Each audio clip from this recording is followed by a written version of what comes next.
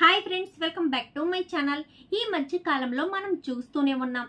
Car accident వల్ల లేక suicide చేసుకోవడం వల్ల అతి చిన్న వయసులోనే చాలా మంది చనిపోతున్నారు.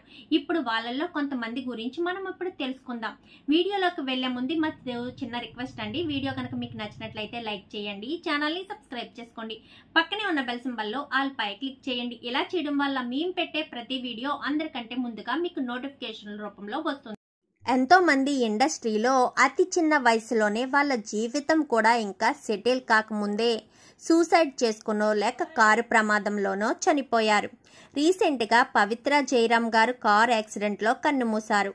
ఆవిడ త్రినైని సీరియల్లో తిలోత్తమ పాత్రలో నటించి మంచి పేరు తెచ్చుకున్నారు.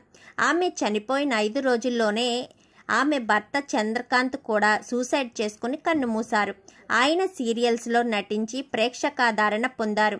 అయితే వీళ్ళిద్దరూ కన్నుమూసిన తర్వాత వీళ్ళిద్దరు గురించి ఎన్నో వార్తలు చక్కర్లు కొడుతున్నాయి.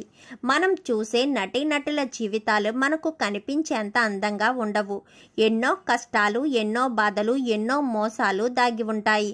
ఇలాగే టాలీవుడ్లో మరొక వ్యక్తి మరణించారు. అతనే ఢీ కొరియోగ్రాఫర్ చైతన్య కూడా అకాలంగా కన్నుమూశారు. ఆయన చనిపోయే ముందు నేను అప్పుల బాధలు తట్టుకోలేక సూసైడ్ చేసుకుంటున్నాను అని చివరగా సోషల్ మీడియాలో ఒక పోస్ట్ కూడా పెట్టారు.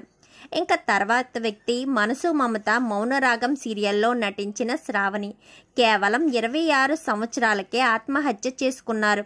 ఆవిడ కన్ను మూయడానికి కారణం తాను నటించిన సీరియల్ డైరెక్టర్స్ వేధించారని ఆమె నోట్ రాసి చనిపోయారు.